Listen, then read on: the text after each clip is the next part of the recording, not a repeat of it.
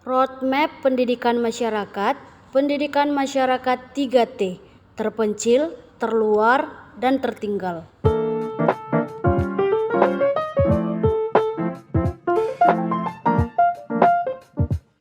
Roadmap pendidikan masyarakat ini dapat diartikan sebagai peta jalan sebuah pendidikan masyarakat yang mengacu pada rencana rinci untuk meningkatkan kualitas pendidikan di suatu komunitas atau wilayah dan daerah. Salah satu contohnya adalah Roadmap Pendidikan Masyarakat dan Akses Pendidikan Masyarakat 3T yang berfokus pada peningkatan pendidikan di daerah terpencil dan tertinggal di Indonesia.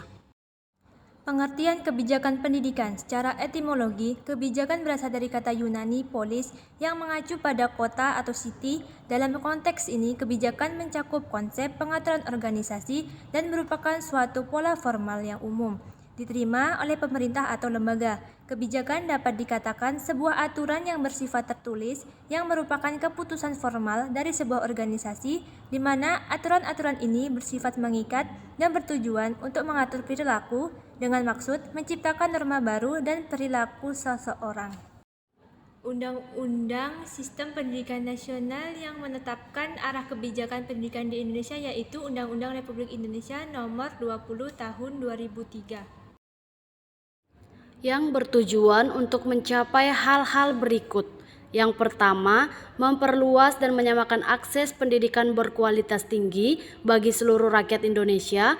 Yang kedua, meningkatkan kompetisi akademik dan profesional tenaga kependidikan serta menjamin kesejahteraan mereka. Yang ketiga, merenovasi sistem pendidikan termasuk diverifikasi kurikulum.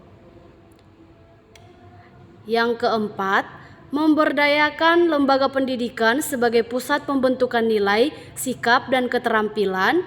Yang kelima, melakukan pembaharuan dan konsolidasi sistem pendidikan nasional berdasarkan prinsip desentralisasi. Yang keenam, meningkatkan kualitas lembaga pendidikan yang diselenggarakan baik oleh masyarakat maupun pemerintah. Yang ketujuh, mengembangkan sumber daya manusia sejak dini secara terarah, terpadu, dan menyeluruh melalui upaya proaktif. Yang kedelapan, meningkatkan pemahaman, pengembangan, dan pemanfaatan ilmu pengetahuan dan teknologi. Peran pendidikan masyarakat di wilayah 3T. Adapun peran mahasiswa atau pendidik masyarakat sebagai volunteer dalam meningkatkan kualitas literasi di wilayah 3T yang sudah memberikan banyak kemajuan dalam hal berliterasi. Yang pertama, penggunaan bahasa Indonesia yang saat ini jarang digunakan untuk di daerah 3T yang lebih dominan menggunakan bahasa daerah pada saat proses pembelajaran berlangsung di sekolah yang dilakukan baik oleh guru maupun murid. Yang kedua, penggunaan alat komunikasi elektronik seperti handphone yang kini telah merambah ke daerah terpencil sekalipun walaupun akses internet tidak mendukung, namun kita tidak bisa memungkinkan bahwa kemajuan zaman sudah bersifat universal. Kemudian yang ketiga, kegiatan yang biasanya dilakukan sebagai volunteer adalah memfasilitasi anak-anak di tempat pengabdian dengan program-program yang sebelumnya telah dirancang, contohnya seperti membuat taman baca yang sangat membantu peningkatan literasi anak-anak. Adapun analisis kebijakan pendidikan masyarakat di wilayah 3T perlu melibatkan beberapa aspek. Pertama, dilihat bagaimana kebijakan pendidikan saat ini diimplementasikan di wilayah tersebut, termaksud alokasi anggaran, program-program pendidikan yang ada, dan capaian yang telah dicapai. Selanjutnya, tantangan yang dihadapi oleh sistem pendidikan. Yang pertama, infrastruktur pendidikan yang terbatas, seperti daerah terpencil seringkali mengalami keterbatasan dalam pembangunan infrastruktur pendidikan. Yang kedua, keterbatasan sumber daya manusia, kondisi kekurangan sumber daya manusia di bidang pendidikan, terutama guru yang terlatih dan berpengalaman. Yang ketiga, tantangan akses dan mobilitas, faktor geografis dan kondisi transportasi yang sulit menjadi kendala serius. Yang keempat, keterbatasan teknologi dan akses digital yang masih menjadi kenyataan di daerah terpencil.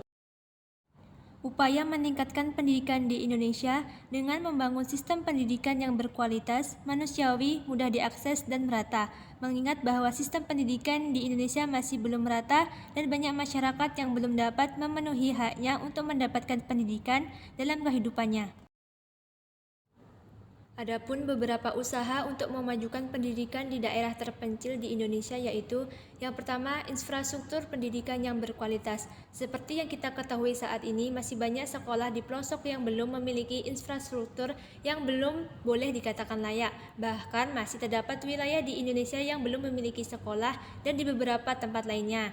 Kemudian yang kedua, peningkatkan kualitas sumber daya manusia dengan menyediakan pelatihan dan pendidikan lanjutan bagi guru di daerah terpencil untuk meningkatkan kompetensi dan keahlian mereka. Kemudian yang ketiga yaitu pengembangan kurikulum yang relevan dengan menyesuaikan kurikulum dengan kebutuhan lokal dan memasukkan unsur kearifan lokal agar relevan dengan konteks masyarakat setempat.